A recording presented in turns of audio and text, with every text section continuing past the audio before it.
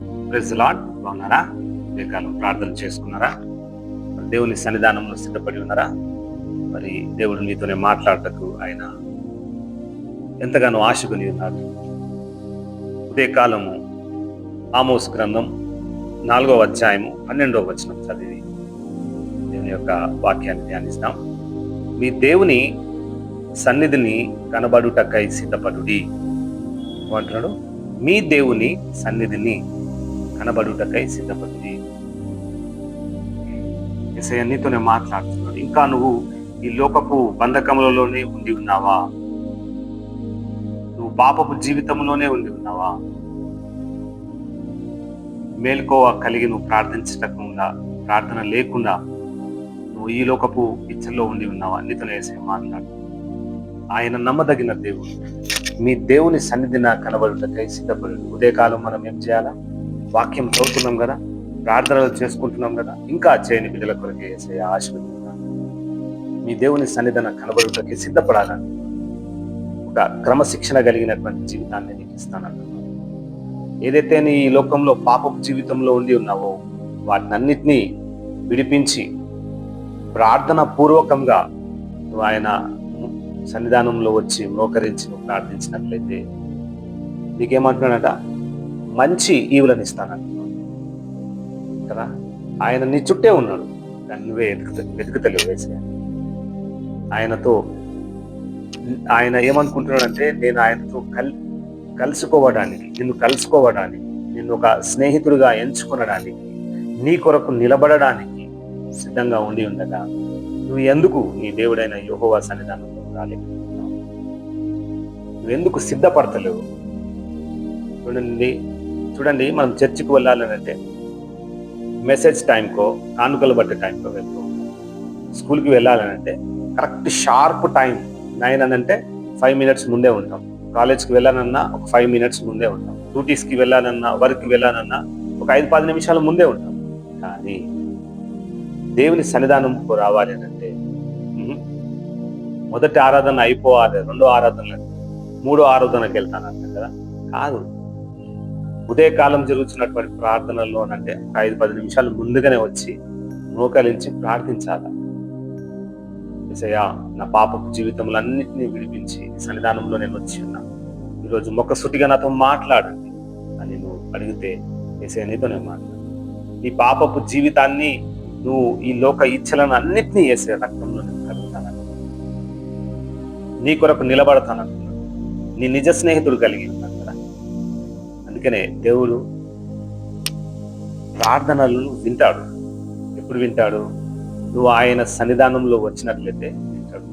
మీ దేవుని సన్నిధిన కనబడుటకే సిద్ధపడాలి. మనం అందరం సిద్ధపడాలి కదా. ఏదైనా ఫంక్షన్స్ పోవాలి అని అంటే ఒక 2 రోజుల ముందే మనం అన్ని ప్యాక్ చేసుకుంటాం. ఈ పార్టీకి ఇది వేసుకోవాలి, ఈ కార్ పట్టుకొని వెళ్ళాలి, ఈ బండి పెట్టుకొని వెళ్ళాలి, ఇంత మంచి మ్యాచింగ్ డ్రెస్సెస్ వేసుకోవాలి. కానీ దేవుని సన్నిధానంలో వచ్చేటప్పుడు ఆ విధంగా నువ్వు సిద్ధపడాలి కదా. ఒక క్రమశిక్షణ కలిగి దేవుని సన్నిధానంలో వెళ్ళేటప్పుడు నువ్వు ఎంత ప్రిపరేషన్లో ఉండాలి. ఒక స్నేహితుడు నీతో మాట్లాడుతున్నాడు, ఒక నిజ స్నేహితుడు నీతో మాట్లాడాలని ఆశకుని ఉండగా, నీ దేవుడైన యెహోవా నీతో మాట్లాడాలని ఆశకుని ఉండగా, పరిశుద్ధాత్మ చేత నువ్వు ఆవరించాలని ఆశకుని ఉండగా నువ్వు ఎందుకు సిద్ధపడవు? ఈరోజు యేసయ్య నీతోనే మాట్లాడుతున్నాడు. వాక్యం వించుండగా యవనస్తుడా, తల్లిదండ్రులారా, నీతోనే మాట్లాడు. నీ దేవుని సన్నిధిన కనబడుటకే సిద్ధపడండి. మనమందరం ఈరోజు ఆయన ప్రార్థన పూర్వకంగా మనం అడుగుదాం.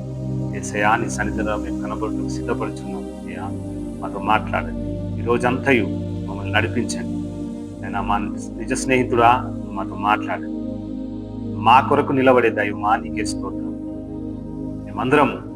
మనమందరము ఆయనను పిలుస్తూ ఆయన కొరకే మనం జీవించాలి.